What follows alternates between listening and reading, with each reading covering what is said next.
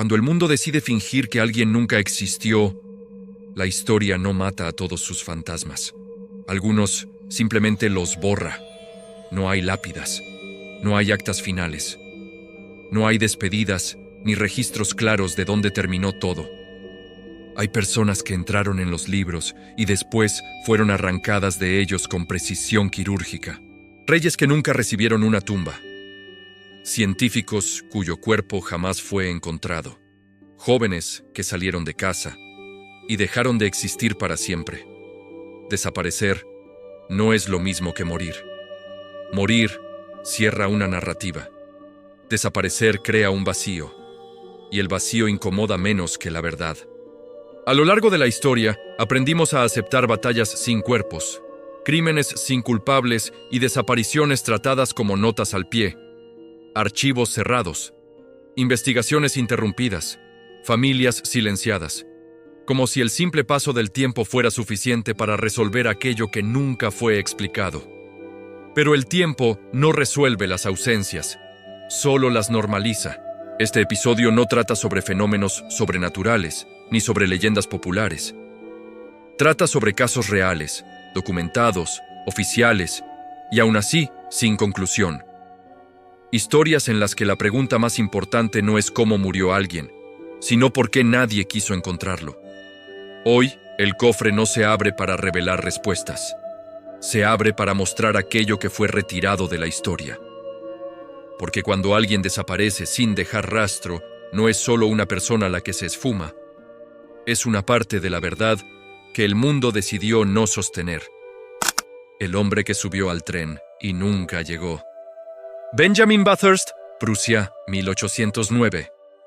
En la noche del 25 de noviembre de 1809, Benjamin Bathurst no pasó a la historia como diplomático británico, político prometedor o hijo de un obispo influyente. Pasó a la historia como un hombre que, simplemente, dejó de existir. Y lo más perturbador no es el misterio en sí, sino lo banal que fue el momento en que todo terminó.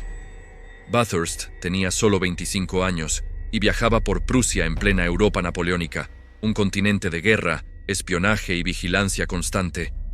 Para evitar llamar la atención, usaba un nombre falso y se desplazaba con un mensajero oficial. Nada fuera de lo común para la época.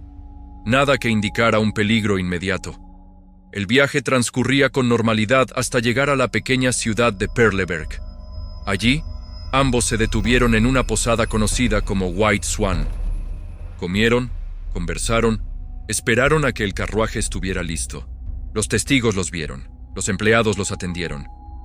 Todo estaba registrado en la normalidad de la rutina. Alrededor de las 9 de la noche, Bathurst salió primero al patio, en dirección al carruaje. El mensajero salió justo después, apenas unos minutos más tarde.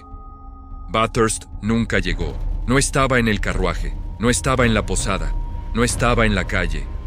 No se escuchó ningún grito. No se vio ninguna lucha, ni rastro de sangre, ni señal de violencia.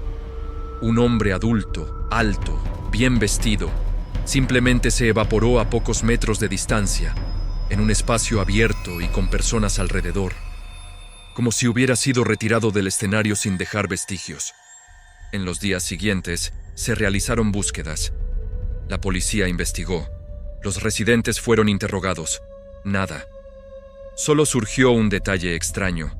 El costoso abrigo de Bathurst fue encontrado escondido en una letrina. Más tarde, sus pantalones aparecieron doblados en un bosque cercano. El cuerpo, jamás. Ningún asalto explicaba el caso. No se habían llevado nada. Ninguna explicación médica tenía sentido. Y ninguna teoría simple sobrevivía a la pregunta central: ¿cómo desaparece alguien entre una puerta y un carruaje, a plena luz de las linternas y ante testigos? Las hipótesis comenzaron a multiplicarse. Asesinato político, ordenado en silencio, sin dejar rastros, secuestro secreto, con una extracción rápida y limpia. O algo aún más inquietante: un borrado deliberado, planeado para no dejar historia, ni mártir, ni cadáver. Bathurst desapareció en uno de los periodos más paranoicos de Europa. Los espías eran eliminados sin registro. Los diplomáticos eran silenciados fuera de los campos de batalla. y la ausencia de un cuerpo era a menudo la forma más eficaz de cerrar un asunto. Oficialmente, el caso nunca fue resuelto. Ninguna causa de muerte, ningún culpable, ninguna conclusión. Benjamin Bathurst no murió en los libros. Fue removido de ellos. Y este caso inaugura una verdad incómoda que atraviesa todo este episodio. Desaparecer no exige un misterio sobrenatural, exige solo logística, silencio y la decisión de no buscar demasiado. El inventor que desapareció antes de cambiar el mundo. Louis Le Prince, Francia, 1890. Si la historia se escribiera solo por mérito, el nombre de Louis Le Prince estaría en todos los libros como el padre del cine. Pero la historia no funciona así. Pertenece a quien sobrevive lo suficiente para registrar su propia invención. Y Le Prince no sobrevivió. A finales del siglo XIX, décadas antes de que existiera Hollywood, Louis Le Prince ya había logrado lo imposible: capturar imágenes reales en movimiento. En 1888 filmó escenas cortas en Leeds, Inglaterra. Personas caminando, gestos simples, vida en movimiento. No eran experimentos teóricos, eran películas, funcionando, documentadas, mucho antes de que Edison o los hermanos Lumière presentaran cualquier cosa al mundo. Le Prince estaba a punto de cambiarlo todo. En septiembre de 1890, planeaba viajar a los Estados Unidos para presentar oficialmente su invento, registrar patentes y reunirse con inversores. Era el paso final antes del reconocimiento mundial, antes de la consagración, antes del dinero, antes de la historia. Pero nunca llegó. El 16 de septiembre, Le Prince subió a un tren en Dijon, Francia, con destino a París. Testigos lo vieron entrar al vagón. Llevaba equipaje, documentos y, posiblemente, materiales relacionados con su invento. El tren partió. Cuando llegó a París, Louis Le Prince no estaba a bordo. No se encontró ningún cuerpo. No apareció ninguna maleta. Ningún testigo vio nada extraño durante el viaje. Era como si hubiera sido borrado en el intervalo entre dos estaciones. Las autoridades francesas investigaron. La policía británica hizo un seguimiento. La familia buscó respuestas durante años. Nada. No se registró ningún accidente ferroviario. Nadie lo vio saltar del tren. No se reportó ningún asalto. Louis Le Prince simplemente dejó de existir en el espacio más controlado posible. Un tren europeo a finales del siglo XIX. Aún así, años después, fue declarado muerto, sin cuerpo, sin causa, sin explicación concluyente. Y entonces surge la pregunta que la historia prefiere evitar. ¿Quién se benefició? Poco tiempo después de su desaparición, otros inventores presentaron sistemas similares. Thomas Edison, en especial, se consolidó como el padre del cine en los Estados Unidos. La familia de Le Prince intentó impugnar esto judicialmente.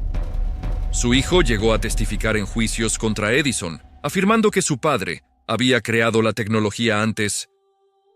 Poco después, el hijo de Le Prince murió en circunstancias sospechosas. Coincidencia. Oficialmente, algunos sugieren suicidio, otros hablan de asesinato por encargo. Hay teorías de sabotaje industrial, robo de patentes e intereses económicos gigantescos en juego. Ninguna fue probada jamás, ninguna ha sido descartada por completo. El hecho incontestable es este. Louis Le Prince desapareció exactamente en el momento en que su invento dejaría de ser una curiosidad privada, para convertirse en un monopolio multimillonario. Sin él, no hubo disputa directa. Sin él, la narrativa fue escrita por otros.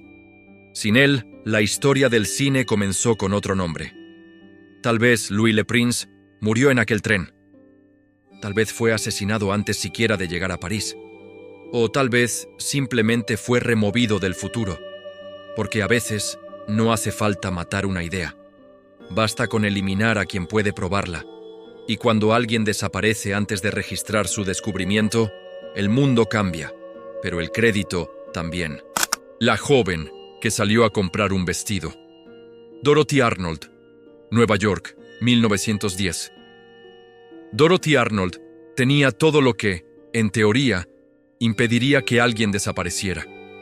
Joven, rica, hija de una de las familias más influyentes de Nueva York, educada en las mejores escuelas, rodeada de contactos, empleados, privilegios y protección social. Aún así, en una tarde común de diciembre de 1910, salió de casa para comprar un vestido y nunca más regresó. Era el 12 de diciembre. Dorothy dejó la residencia familiar en Park Avenue diciendo que iría a algunas tiendas de la Quinta Avenida. Fue vista por empleados, cruzó calles concurridas, entró en establecimientos conocidos. En una de esas tiendas, compró un libro. En otra, conversó normalmente con un vendedor. Nada indicaba prisa, miedo o conflicto. Los testigos lo confirmaron. Parecía tranquila, presente, viva. En un momento dado, se encontró con una amiga casualmente en la calle. Conversaron por algunos minutos. Dorothy mencionó que cruzaría Central Park antes de volver a casa. Se despidió con naturalidad. Ese fue el último registro confiable de su existencia. No llegó al parque. No volvió a casa. No apareció en la cena. No fue al evento para el cual supuestamente compraría el vestido. Cuando cayó la noche y Dorothy no regresó, algo extraño sucedió.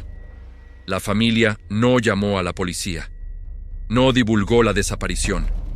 No pidió ayuda pública. En su lugar, intentó resolverlo todo en silencio. Se contrataron investigadores privados discretamente. Se interrogó a los empleados internamente. Se consultó a hospitales fuera de los canales oficiales. La prioridad no parecía ser encontrarla, sino controlar la información. Los días se convirtieron en semanas. Sin cuerpo, sin testigos, sin notas. No se encontró ninguna señal de violencia en el parque. No apareció ninguna maleta. No se detectó rastro financiero. No se dejó ninguna carta de despedida. Dorothy simplemente se evaporó en el corazón de la ciudad más grande de los Estados Unidos. Solo meses después, cuando los rumores comenzaron a circular de forma incontrolable, la familia hizo público el caso. Ya era tarde. Las pistas se habían enfriado. La ciudad se había tragado el silencio. Surgieron teorías en todas las direcciones. Algunos hablaron de suicidio, a pesar de la ausencia total de evidencias. Otros sugirieron un aborto clandestino que habría salido mal, hipótesis jamás comprobada. Hubo quienes hablaron de asesinato, secuestro, fuga planeada o incluso una nueva identidad construida con ayuda financiera. Nada fue confirmado, nada fue descartado. Lo más perturbador no es el misterio en sí, sino el contexto. Dorothy intentaba afirmarse como escritora, contrariando las expectativas sociales. Tenía conflictos con su familia. Vivía bajo presión. Pero, ¿explica eso una desaparición perfecta? ¿A plena luz del día? ¿En una de las zonas más vigiladas del país? La verdad es que, cuando la familia decidió hablar, el tiempo ya lo había borrado casi todo. Y cuando el tiempo borra, la ciudad termina el trabajo. Dorothy Arnold nunca fue encontrada. Nunca hubo una confesión. Nunca hubo un cierre oficial satisfactorio. Su nombre se convirtió en una nota al pie incómoda en la historia de Nueva York. Porque a veces el dinero no compra respuestas, compra silencio. Y en ciertos casos, el silencio no es consecuencia del misterio. Es la herramienta que lo construye. El cuerpo que el hielo devolvió demasiado tarde. Ötzi, Alpes, cerca de 300 a.C. Durante más de 5.000 años, nadie supo su nombre. Nadie supo su destino. Nadie siquiera supo que existió. Ötzi desapareció en un tiempo donde no había registros escritos, mapas precisos o memoria institucional. Su vida terminó lejos de testigos, en silencio absoluto, en las montañas gélidas de los Alpes. Y, aún así, el tiempo falló en borrarlo por completo. En 1991, 2 montañistas alemanes atravesaban un glaciar en la frontera entre Austria e Italia cuando vieron algo extraño emergiendo del hielo. A primera vista, parecía un cuerpo reciente. Tal vez un alpinista moderno víctima de algún accidente. La posición era inquietante. Parcialmente expuesto, como si el hielo lo estuviera devolviendo con renuencia. Solo días después llegó la revelación que transformaría aquel hallazgo en uno de los mayores eventos arqueológicos de la historia. El cuerpo tenía más de 5000 años. Otzi vivió en la Edad del Cobre. Un hombre común, pero extraordinariamente preservado. El hielo no solo conservó su piel, sus órganos y sus huesos. Preservó también su última jornada. Sus ropas, hechas de pieles cosidas a mano, sus herramientas, su hacha de cobre, un objeto rarísimo para la época, señal de estatus y conocimiento técnico. Incluso el contenido de su estómago se mantuvo intacto, permitiendo reconstruir su última comida. Durante décadas, se creyó que Otzi había muerto por exposición al frío, tal vez perdido en una travesía mal calculada. Un fin solitario, trágico, pero común. La ciencia, sin embargo, aún no había dicho su última palabra. Con el avance de las tecnologías forenses, tomografías, análisis de ADN, exámenes microscópicos, una historia mucho más perturbadora comenzó a emerger. Otzi no murió de frío.